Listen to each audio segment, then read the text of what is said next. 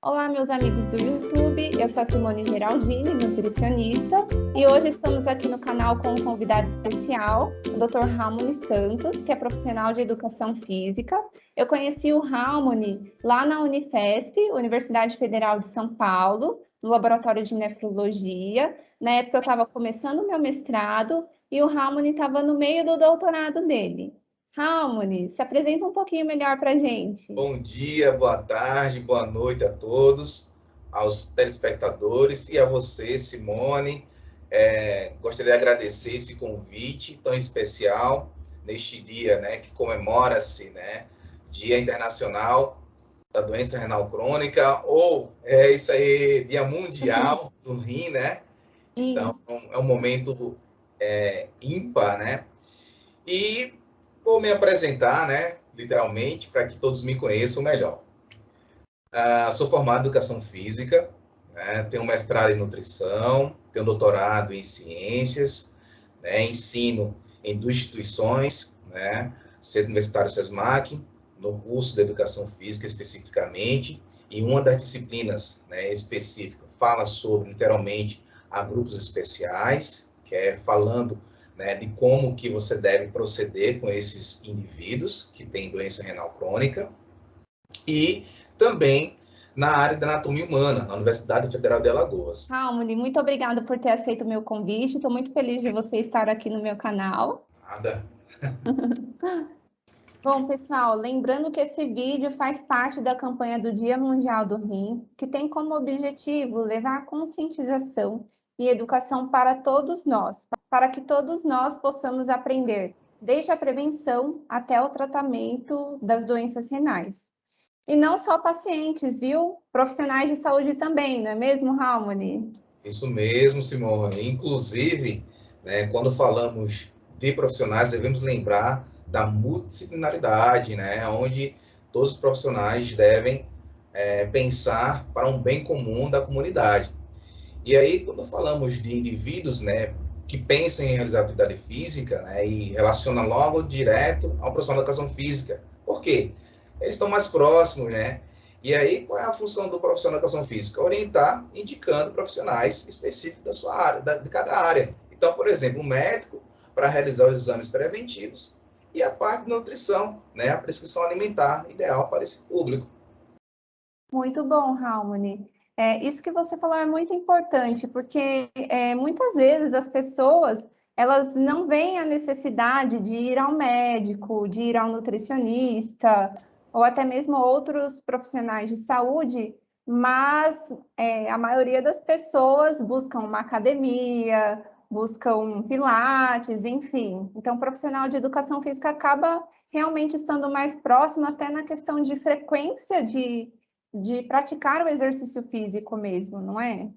É isso mesmo. Então, reforçando, né, que deve-se procurar um profissional específico de cada área para que se tenha, né, uma qualidade de vida melhor, né, sem estar realizando exercício físico sem orientação, realizando dieta sem nenhuma orientação, né, então, iniciando atividade sem realizar um exame clínico previamente, então é necessário procurar um profissional, pessoal.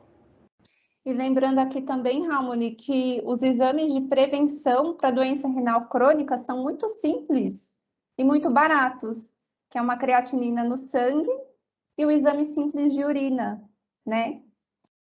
Ramoni, eu separei algumas perguntas aqui para você hoje. Lembrando que eu quis chamar o Raoni aqui para o canal, gente, porque eu sabia que ele dava aula em universidade exatamente sobre essa questão de exercício físico para populações especiais, incluindo a doença renal crônica. Raoni, pegando o gancho que você falou aí do profissional de educação física, dele estar mais próximo das pessoas, a primeira pergunta que eu anotei aqui é: quem é o profissional de educação física no contexto de prevenção das doenças renais? Você já falou um pouquinho, poderia complementar um pouquinho mais para a gente? Sim, Simone, é importante essa pergunta, porque quando se procura, né, um profissional de educação física, Imagina que ele deve ser inserido logo para realizar esse tipo de exercício, né? E na realidade não é bem assim, é necessário passar, né, passar por uma avaliação física e aí sim, né, realizar essa prescrição. Lógico, lembrando que tem que realizar exames, né, preventivos para que possamos orientar essas pessoas para realizar exercício físico, tá? Então, o profissional de educação física, ele está ali para orientar, né, literalmente. Lógico, a partir daquele exame prévio, o profissional de educação física diagnosticando, informando que, olha, você tem determinada alteração, por exemplo, específico da doença renal crônica, né, informar que eu tenho que prescrever, né, um exercício físico específico para você. É assim que funciona de forma simples. Então, não é só chegar na academia e fazer o exercício, tem que ter uma avaliação antes, assim como acontece na nutrição, na fisioterapia. Exatamente.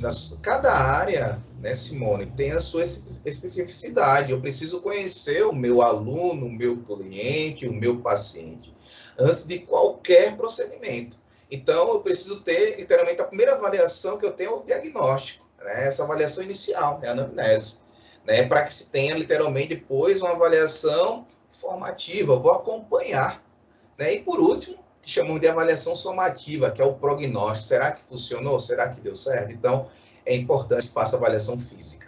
Muito bom. E, Ramon, uma curiosidade aqui minha. Educador físico, profissional de educação física, pode pedir exame de sangue? Olha só,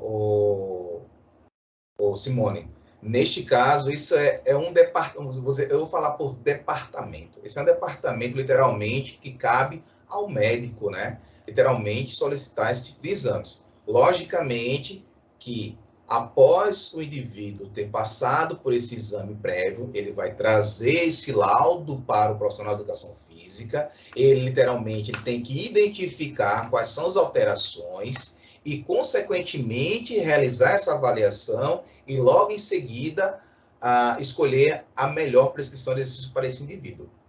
Muito bom. Eu perguntei isso, Ramon, porque nós, como nutricionistas, a gente pode pedir exame de sangue e de urina, até mesmo do número 2, né? Porque isso acho que desde 1998, talvez, porque para o nutricionista os exames de sangue são muito importantes para a prescrição dietética, né? Então, a gente tem essa função também, mas muitas vezes o paciente já chega, na maioria das vezes o paciente já chega com o exame de sangue solicitado pelo médico, seja um clínico geral ou uma especialidade de alguma doença que o paciente tenha. Vamos para a próxima pergunta. Bom, Ramon, vamos prosseguir. Nós sabemos que fazer exercício de forma regular previne uma série de doenças, inclusive a doença renal crônica, certo? Certo. Mas no caso de uma pessoa receber o diagnóstico de doença renal crônica, ela pode fazer exercício? Pode sim, Simone, desde que ele tenha, né, já o diagnóstico já fechado, literalmente. Isso, o profissional da educação física, ele deve estar atento para tal, até porque, né, nós sabemos que existem estágios da doença, né? Não, mas eu acabei de falar para você que foi um paciente com doença renal crônica. Tudo bem, mas mesmo assim você tem que saber quem é aquele indivíduo, né? Então, mesmo assim, você não vai dizer, não, você não vai poder fazer atividade física, exercício físico, porque você tem doença renal crônica. Não é assim que funciona. Mas ele pode sim fazer sem nenhum problema, Simone. Muito bom. E lembrando aqui, Ramoni, que existem diferentes estágios da doença renal, né?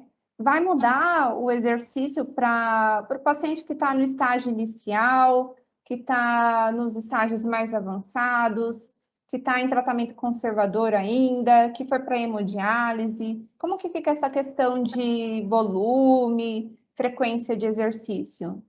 Ótima pergunta, Simone. Isso é importante, o profissional de educação física, né, ele entender todos esses estágios, né? Quando você, por exemplo, diagnostica, né, que ele tem, por exemplo,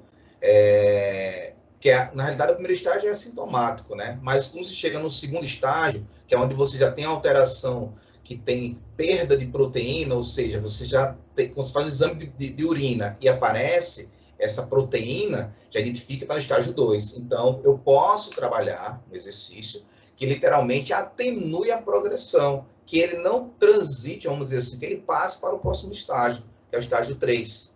Né? Então, eu tenho como prevenir, eu posso atenuar a progressão dessa doença. Né? Então, literalmente, o exercício físico, ele está atrelado também a outras variáveis, ou seja, volume e intensidade. Então, por exemplo, pessoas que têm, né, doença renal crônica, está no último estágio, que está na fase de diálise, esses pacientes eles têm literalmente uma fraqueza, uma fadiga muscular. Então, é necessário que você realize uma prescrição totalmente diferente desses outros estágios, né, que esses pacientes que venham a possuir, né? Então, é totalmente diferente.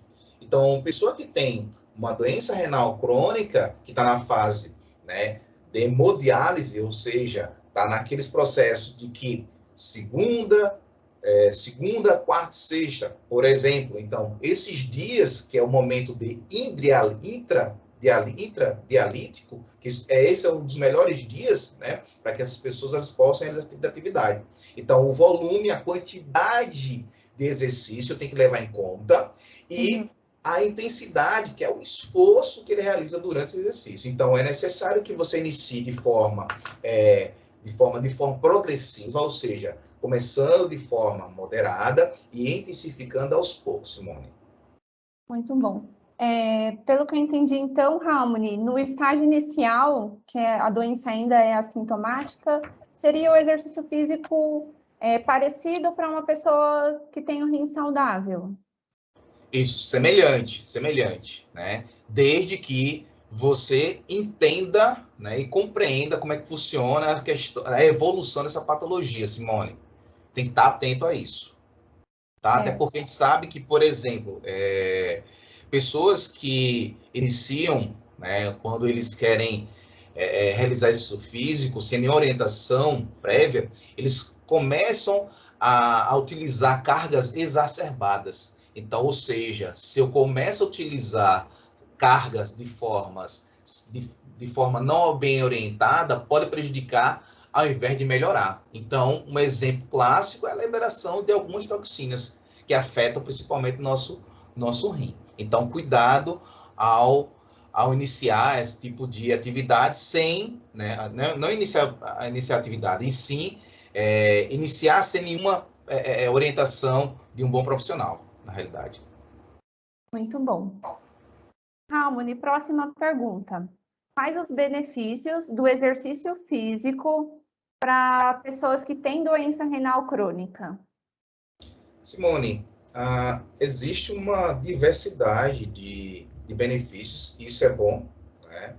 Mas é como eu falei, vou reforçar, prescrição ideal é a melhor coisa quando você trata não, quando você solicita serviço de um bom profissional.